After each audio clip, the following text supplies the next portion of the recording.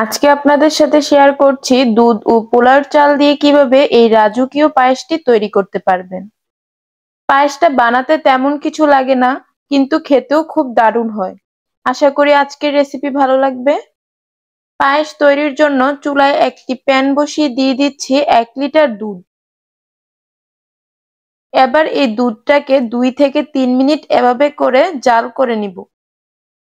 দুধ যখন ভালোভাবে গরম হয়ে যাবে তখন এর মধ্যে দিয়ে দিচ্ছি 2 থেকে 3টি এলাচ, 2টি দারচিনি ও 1টি তেজপাতা। এবার আবার বারবার নেড়েচেড়ে দুধটা ভালোভাবে ফুটিয়ে নিব। প্রায় 7 থেকে 8 মিনিট পর এখানে দিয়ে দিচ্ছি হাফ কাপ চিনি গুঁড়া পোলার চাল। এখানে আপনারা আপনাদের পছন্দ মতো যে কোনো পোলার চাল ব্যবহার করতে পারেন। এবার সবকিছু নেড়েচেড়ে মিশিয়ে নিচ্ছি। দুধের উপর এরকম সর পড়ে যাবে, তখন সরটাকে এভাবে করে নেড়েচেড়ে দুধের সাথে মিশিয়ে নিতে হবে। পায়েসের মধ্যে আমি এখন চিনিটা দেব না, কারণ চিনিটা দিলে চালটা সিদ্ধ হতে অনেক সময় লাগবে। এবার এখানে আমি দিয়ে দিচ্ছি 1/4 কাপ গুঁড়া দুধ। গুঁড়া দুধ দেওয়ার কারণে পায়েস থেকে খুব ভালো একটা স্মেল আসবে। দুধটা দেওয়ার পর পায়েসের সাথে খুব ভালোভাবে নেড়েচেড়ে মিশিয়ে নিচ্ছি। এবার এখানে আমি দিয়ে দিচ্ছি পরিমাণ মতো লবণ। পায়েসটা রান্নার জন্য চুলার আঁচটা আমি মিডিয়ামে রেখেছি। পায়েসটা রান্নার সময় অনবরত নাড়াচাড়া করতে হবে, না হলে তলানিতে লেগে যেতে পারে। আর তলানিতে লেগে গেলে পায়েসের টেস্টটা নষ্ট হয়ে যাবে। তাই পায়েসটা অনবরত নাড়তে হবে।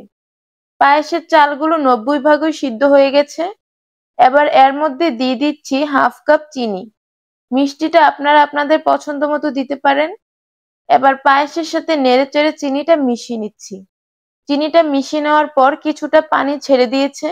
এবার এই পায়েসটা আরো 5 থেকে 6 মিনিট অনবরত নেড়েচেড়ে রান্না করে নিচ্ছি। পায়েসটা কিছুটা ঘন হয়ে আসার পর এখানে দিয়ে দিচ্ছি কিশমিশ ও কাঠবাদাম।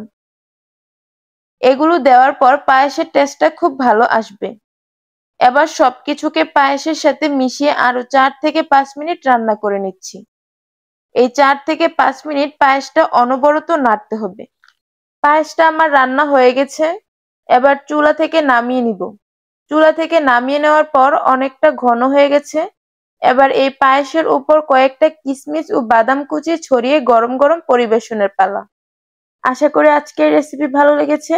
রেসিপি ভালো লাগলে অবশ্যই লাইক, কমেন্ট এবং শেয়ার করবেন। আর এরকম সহজ আর মজার মজার রেসিপি পেতে আমাদের চ্যানেলটি অবশ্যই সাবস্ক্রাইব করে রাখবেন। আজ এখানেই বিদায় নিচ্ছি। আল্লাহ হাফেজ।